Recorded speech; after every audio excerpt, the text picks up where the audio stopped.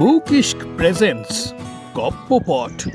নমস্কার বন্ধুরা, গপ্পপটে আজকে স্যার আলফ্রেড জোসেফ হিচককের লেখা গল্প অবলম্বনে যখন রব না আমি। স্যার আলফ্রেড জোসেফ হিচকক বিদেশি চলচ্চিত্র ইতিহাসের অন্যতম প্রভাবশালী ব্যক্তিত্বদের মধ্যে একজন। মাস্টার অফ সাসপেন্স নামে খ্যাত এই ইংরেজ পরিচালক 1899 সালে জন্মগ্রহণ করেন। প্রায় 6 দশকের কর্মজীবনে 50টির বেশি চলচ্চিত্র পরিচালনা করেছেন।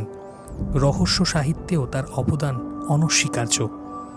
গল্প চয়ন ও সম্পাদনার পাশাপাশি লেখক হিসেবেও তিনি প্রতিভার বিচ্ছুরণ ঘটাতে ভোলেননি। আজকের গপ্পপটে রইল তারই লেখা একটি ছোট গল্প।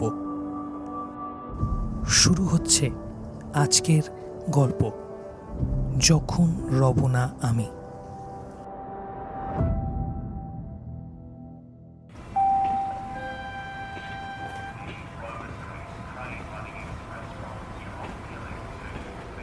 ওয়াটারলু স্টেশন, ভিড়ে ঠাসা প্ল্যাটফর্ম। যাত্রীদের ভিড়ে মাথা ঘুরছিল। টাল সামলাতে না পেরে যে কোনো মুহূর্তে পড়ে যেতে পারে সে।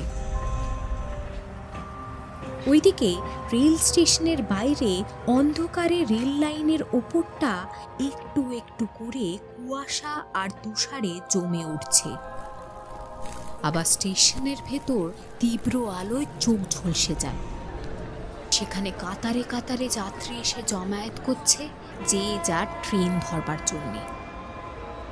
মানুষগুলো কেমন যেন যন্ত্রচালিতের মতো ছুটে আসছে স্টেশন চত্বরে। মিস্টার গ্রান্ট আরেকটু হলেই মাথা ঘুরে পড়ে যেত। আর এমন সময় কে যেন আবার পেছন থেকে ধাক্কা দিল। কল্পনায় সে যেন দেখছে তার চারপাশে ভিড় করছে, অসংখ্য মানুষের ভিড়। আর তাদের মধ্যে কে যেন তাকে বলছে, বলছি, আমি কি আপনার কোনো সাহায্যে লাগতে পারি? ধন্যবাদ, দরকার হবে না। ওই যে আমার ট্রেন এসে গেছে, আমি ট্রেনে উঠলেই সব ঠিক হয়ে যাবে। একটু আগেই প্ল্যাটফর্মে মানুষের সেই ঠাসা ভিড়ের জোয়ার বদলে গেছে এখন ভাটার টানে। যেমনভাবে ট্রেন আসছে আর চলে যাচ্ছে, তেমনভাবে ভিড়ও কমে যাচ্ছে। গ্র্যান্ড ধীরে ধীরে এগিয়ে যাচ্ছে, আর লাউডস্পিকারে তখন ট্রেন ছাড়া আর আসার খবর ঘোষণা করা হচ্ছে। গ্র্যান্টের ট্রেন ছাড়তে তখন আর 6 মিনিট বাকি ছিল। ক্ল্যাম্পহ্যাম্প জাংশন। গ্র্যান্ট তখন মনে মনে পেডারসনের কথা ভাবছে। পেডারসন খুবই ভালো মানুষ। সে একটা চার্টার্ড অ্যাকাউন্টেন্সি ফার্মে অনেক বছর ধরে চাকরি করেছে। পেডারসনের সঙ্গে দেখা হলে গ্র্যান্ট বেশ খুশি হয়ে ট্রেনে ভ্রমণ করতে পারবে। যাত্রাপথে গল্পগুজব করবার জন্যে একটা সঙ্গী পেয়ে যাবে সে। আজ যাত্রীদের ভিড়ের চাপটা যেন অন্য দিনের থেকে একটু বেশি। তার উপর আছে বর্ষাতে ছাতা আর ব্রিফকেস সামলানোর ঝামেলা। হাতের দস্তানাটাও আরেকটু হলেই হস্তচ্যুত হয়ে যাচ্ছিল। ট্রেনের গার্ড সাহেবের হুইসেল বেজে উঠল। গাড়ি ছেড়ে দেওয়ার উপক্রম হলো, কিন্তু পেডারসনকে দেখছি না। সে কোথায়? সাধারণত সবসময় সে সামনের কামরাতেই উঠে থাকে। সেই মতো গ্রান্টও সেই কামরাতেই উঠে বসেছিল। আজ ট্রেনের ভিড়টা অত্যন্ত বেশি। ট্রেনের সব কামরাতেই অচেনা মুখের ভিড়। চেনা মুখ অতি বিরল, চোখে না পড়বার মতনই। শেষ মুহূর্তে পেডারসনের দেখা মিলল। হয়তো পেডারসন, তার সাদা চুল কপালের ওপর এসে পড়ছে। কুয়াশায় ছেয়ে যাওয়া জানালার অস্বচ্ছ কাজ হাত দিয়ে যতটা সম্ভব পরিষ্কার করে সে আকারে ইঙ্গিতে গ্রান্টকে আহ্বান করছে। কোনো রকম জোর করে টেনে দরজার হাতল ঘুরিয়ে সেটা খুলে ফেলে একেবারে শেষ মুহূর্তে সেই কামরায় উঠে বসলো গ্রান্ট। একটা খালি আসন দেখে সেখানে একটু থিতু হয়ে বসে জোরে জোরে শ্বাস নিতে নিতে বলল, শরীরটা আজ ভালো নেই। শরীরের আর দোষ কি বলো? আমি তোমাকে আগেও অনেকবার বলেছি, আজও আবার বলছি, তুমি তোমার শরীরের যত্ন নাও। তোমার যা বয়স হয়েছে তাতে নিয়মিত ডাক্তারকে দিয়ে অবশ্যই চেক আপ করিয়ে নেওয়া উচিত তোমার। জানি না তুমি সেটা করো কিনা। এই বয়সে? যাই হোক, তুমি হয়তো ঠিকই বলেছো পিটারসন, কিন্তু তোমার এমন সৎ পরামর্শ কার্যকর করার পক্ষে অনেক বাধা রয়েছে আমার সামনে। জানি না তোমার কাজের বাধা সত্যিকারের কি, তবে আমি এখন যা বলছি তা শতকরা 100 ঠিক। কেউ তা অস্বীকার করতে পারবে না, আমিও নয়। আর আমি জানি বলেই বলছি। পিটারসন গ্রান্টকে বলল,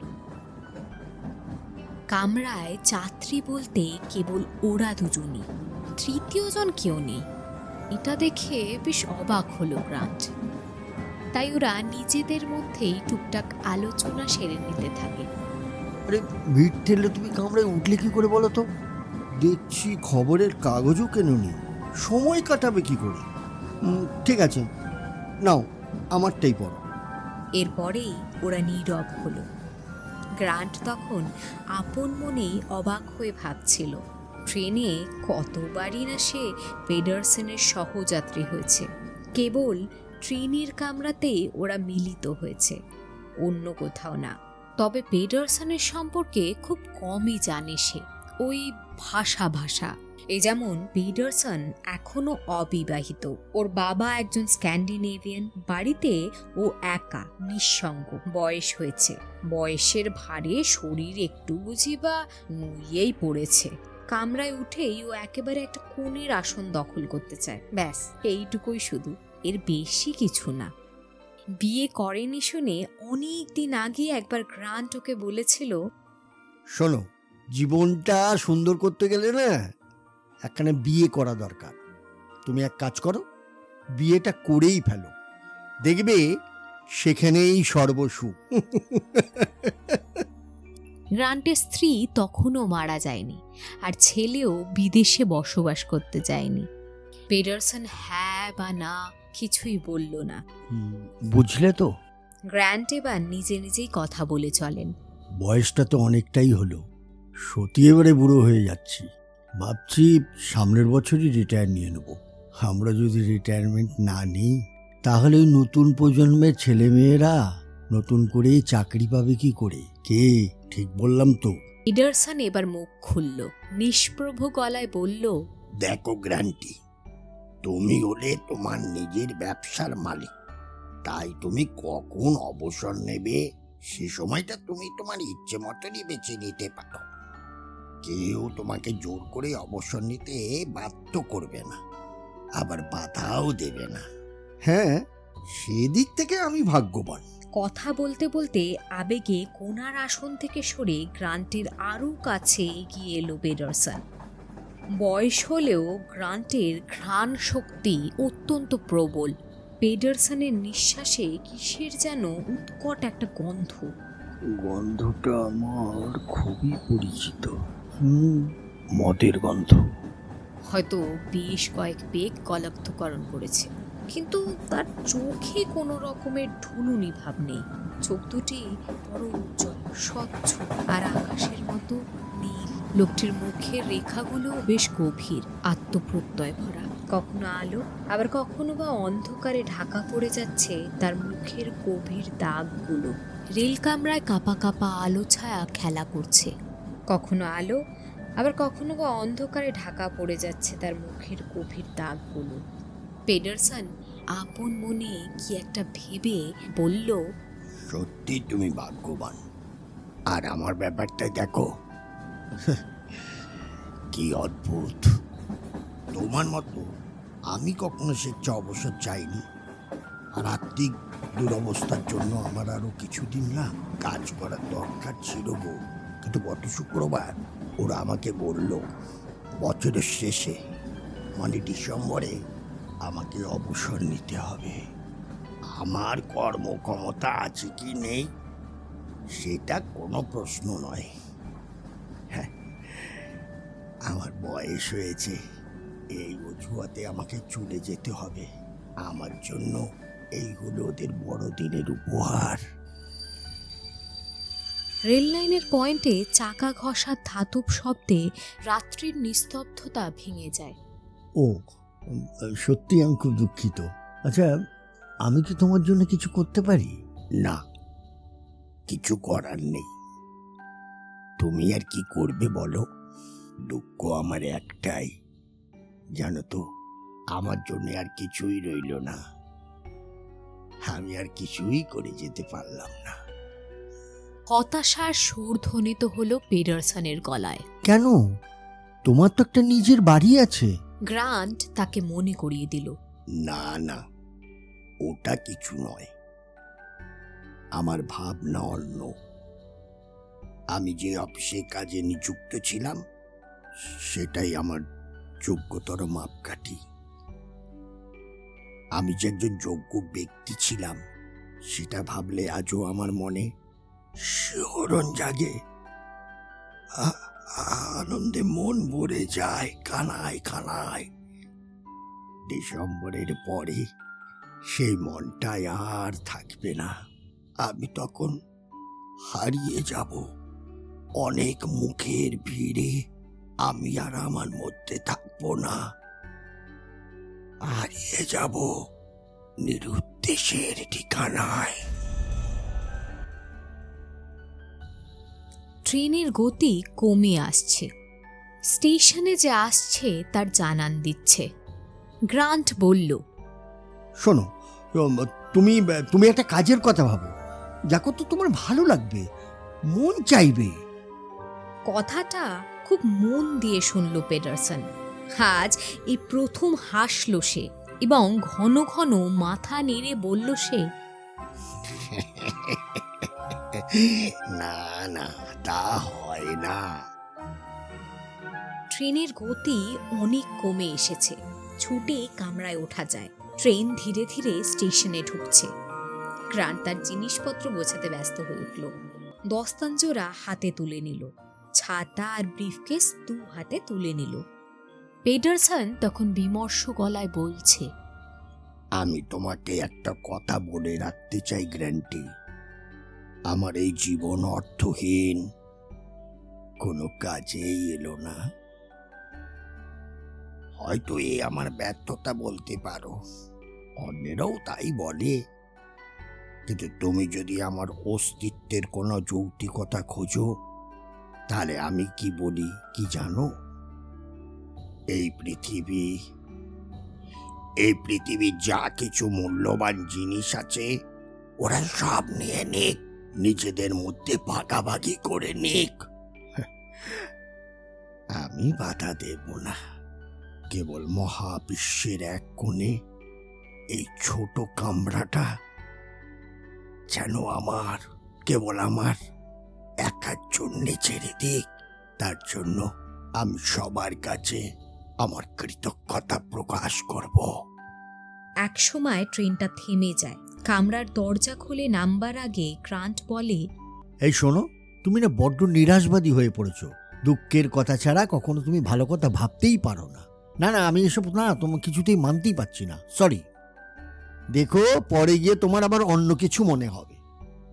পিটারসনের প্রতিক্রিয়া জানবার আগে গ্রান্ট নিজের থেকেই আবার বলে উঠল, কি গো, তুমি নাববে না? নাববো, তবে তোমার পরে। স্টেশন চত্বরে আবার যাত্রীদের ভিড় উপচে পড়ছে। সেই সঙ্গে ধাক্কাধাক্কি এবং ঠেলাঠেলি। আজকালকার মানুষ কেমন যেন হয়ে গেছে, ভদ্রতার লেশ মাত্র নেই। সব আত্মকেন্দ্রিক। কামরায় নিজের জন্য একটা ভালো আসন পেলে, কে পেল না পেল তা নিয়ে তারা মাথা ঘামাতে চায় না। তাই এই ধরনের লোক বড়ই বিপজ্জনক। গরু মোষের মতন শুধু হুতোহুতি করতে জানে, মানুষের মতন ভদ্র আচরণ করে সারিবদ্ধ হয়ে কামড়ায় উঠতে জানে না। এছাড়াও ওই যে ক্যানন স্ট্রিটের ইন্স্যুরেন্স কোম্পানির মিস আর্মিটেজ এগিয়ে আসছেন এই দিকেই। ভদ্রমহিলা অশুভ খবর ছাড়া কখনো কোনো ভালো খবর দিতে জানেন না। জানেন মিস্টার গ্র্যান্ট, আপনার জন্য একটা দুঃসংবাদ আছে। খবরটা পেয়ে এত দুঃখ পেলাম না। আপনি তো অশুভ খবর ছাড়া শুভ খবর দিতে পারেন না। তা বলুন, শুনি, আপনার অশুভ খবরটাই শুনি। হ্যাঁ বলছি, দুঃসংবাদটা আজ সকালেই পেলাম। গ্যাসের গন্ধ পেয়ে হাউসকিপার বাড়িতে ঢুকে নিহতের তালিকায় আপনার আমার সবার পরিচিত একটি নাম দেখতে পেলাম। আপনি তো তাকে চেনেন না? আশ্চর্য, আপনি নামটা না বললে তাকে চিনি তা চিনি না সেটা আমি বলবো কি করে? বেশ, বলছি তাহলে শুনুন। প্রতিদিন রাত্রে ঠিক এই সময় এই ট্রেনে একটা ছোট্ট কামরায় আপনি আর তিনি একই সঙ্গে ফিরে থাকেন। এমনকি গতকাল রাত্রেও তার ব্যতিক্রম হয়নি। মানে আপনি কি মিস্টার পেডারসনের কথা বলছেন, মিস আর্মিটেজ? হ্যাঁ হ্যাঁ হ্যাঁ, ঠিক তাই। জোরালো সমর্থন জানালেন মিস আর্মিটেজ। ততক্ষণে গ্রান্ট ঘুরে দাঁড়িয়েছে, কিন্তু পেছনে পেডারসন নেই। আশ্চর্য, মুহূর্তখানেক আগেও পিটারসনের সঙ্গে যথারীতি সুখ দুঃখের গল্প করেছে। ট্রেন থেকে নামার সময় তাকে কামরার দরজার সামনে দাঁড়িয়ে থাকতে দেখেছিল। সম্ভবত তারপরে সে ট্রেন থেকে নেমে তাকে অনুসরণ করে থাকবে, কিন্তু এখন নেই। উপরের মতন হাওয়ায় মিলিয়ে গেল নাকি? গ্র্যান্টের মনে হলো পৃথিবীটা যেন কক্ষচ্যুত হয়ে বনবন করে ঘুরছে, দুলছে, তার মাথা ঘুরছে। যে কোনো মুহূর্তে সে প্ল্যাটফর্মের উপর মুখ থুবড়ে পড়ে যেতে পারে। কোনো রকম মনের প্রচণ্ড তাগিদে গাড়ির দিকে ছুটছে সে কামরাটাই বা কোথায়? ইতিমধ্যে ট্রেনটা ঢুলতে শুরু করেছে। তখনও গ্রান্ট তার প্রিয় বন্ধু পেডারসনকে খুঁজে চলেছে। চশমার আড়ালে তার চোখ দুটো কেমন ঝাপসা হয়ে আসছে। ট্রেন ছুটছে আর সেটার সাথে পাল্লা দিয়ে গ্রান্টও ছুটছে।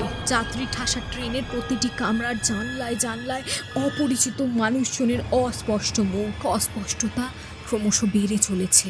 সেই সঙ্গে চোখের ঝাপসা ভাব আরও বেশি ঝাপসা হয়ে যাচ্ছে। এক সময় আর চোখ দুটি কিছুই দেখতে পেল না।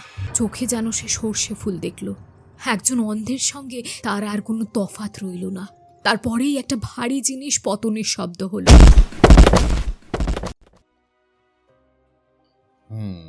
অবস্থাটা মেডিকেল সেন্সের একেবারে বাইরে নয়। ডাক্তার তাকে খুব ভালো করে পরীক্ষা করে দেখে ঠিক এমন একটা মন্তব্য করলেন। স্টেশনের ওয়েটিং রুমে রুদ্ধশ্বাসে প্রতীক্ষা করছিল স্টেশন মাস্টার এবং মিস আর্মিটেজ। মিস আর্মিটেজ শকুনের চোখ দিয়ে দেখছিলেন, খুঁটিয়ে খুঁটিয়ে দেখছিলেন, আর মনে মনে ভাবছিলেন কখন তিনি ছুটে গিয়ে গ্রান্টের আত্মীয় স্বজনকে এই অশুভ খবরটা দিতে পারবেন। না, তার দিতে হলো না। ইঞ্জেকশন দিয়ে সিরিঞ্জটা অন্যত্র সরিয়ে রাখার ব্যবস্থা করলেন। হাতটা একটু ড্যামেজ হয়েছে, বুঝলেন? তবে চিন্তার কিছু নেই, উনি একটু নিজের খেয়াল রাখলেই তাড়াতাড়ি সেরে উঠবে। আসলে কি বলুন তো, ওনার যা বয়স হয়েছে তাতে এরকম ভয়ঙ্কর দুঃসংবাদ শুনলে যে কোনো সুস্থ মানুষেরই হার্টের অসুখ হওয়া স্বাভাবিক।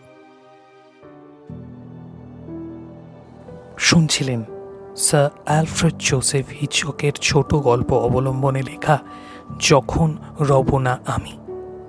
গল্প পাঠে মোহিনী সরকার, গ্র্যান্ট এবং ফ্রেডরিকসনের চরিত্রে প্রলয় গোস্বামী, ডক্টরের চরিত্রে গোপাল সরকার, মিস আর্মিটেজের ভূমিকায় মোহিনী সরকার, এডিট এবং পোস্টার ডিজাইন মোহিনী সরকার। গল্পের সূত্রধার আমি সৌমিক। সমগ্র পরিচালনায় বুকিস্ক ইন্ডিয়া। আগামী দিনে আরও একটি নতুন গল্প নিয়ে হাজির হব আমরা গপ্পপটে, অনলি অন বুকিস্ক ইন্ডিয়ার ইউটিউব চ্যানেলে। সাবস্ক্রাইব, শেয়ার, লাইক করতে ভুলবেন না।